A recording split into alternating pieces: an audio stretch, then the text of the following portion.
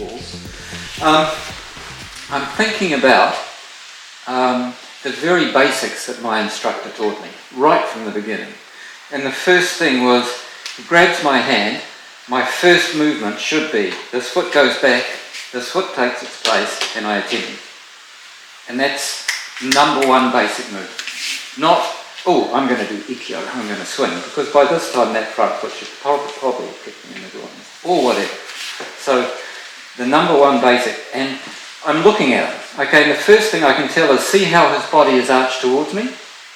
Okay, so I'm probably not going to try an Ura technique that's going to go that way across his body, because he's already coming towards me.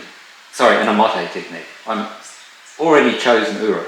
Don't know what I'm going to do, but because that body weight is coming forward, I'm not going to that side of his body already. The decision's made. Okay, and he's made it, not me. Okay. So I'm going to come to here, and I'm looking at how he's blocking that. Now you see he's turned his head away.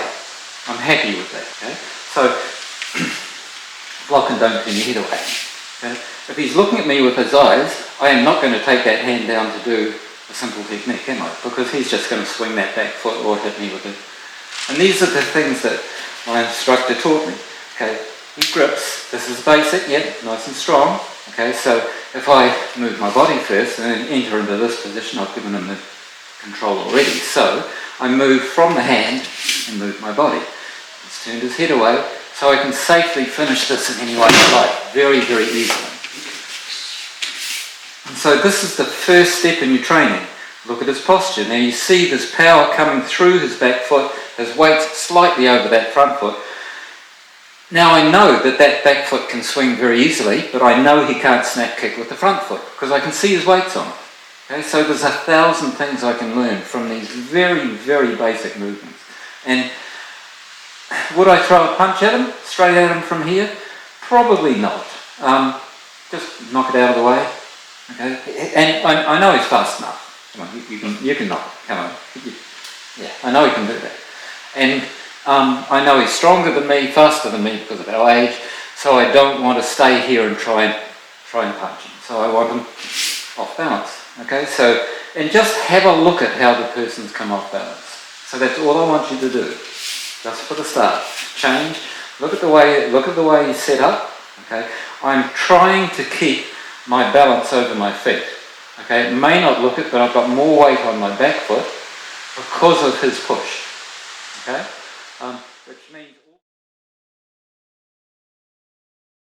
so he's brought my hand to the centre line. That's much better. So if I hold there, all of that's open. If I hold hand to centre line, okay, already I've cut off a lot of your options, haven't I? Okay, you can only move from that side easily. So we get to here. So you remember how easy it was for me to do that movement.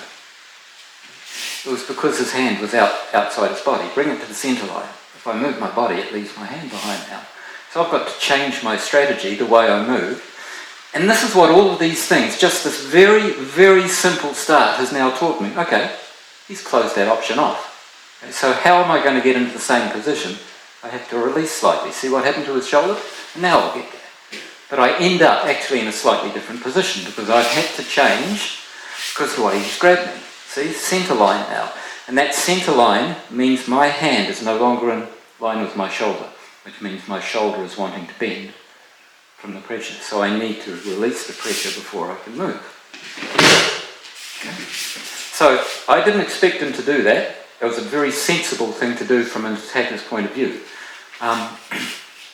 Because once I've got that off the centre, I've closed off a lot of his movements, and I'm still wanting to go through to that side, and I could do it two ways. I could do it as a strike. I don't like crossing my shoulders. It's just not so effective. So what I would probably do is shift to here to strike.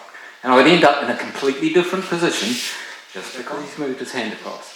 So he's there, he's got a little bit of pressure into me. It's going to be hard for me to get my arm out, but because he's shifted my arm into that centre line, I can do that, which I wouldn't do. So I hold my hand out and down, but I try and do that. Haven't got a hope.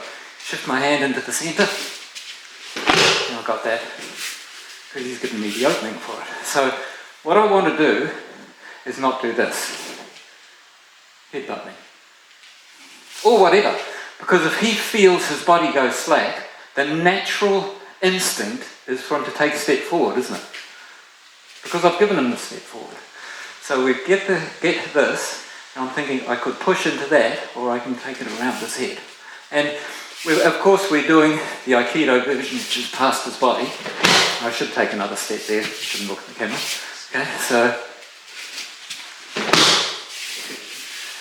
I could just as easily be following that with back into his face if I wanted. Okay.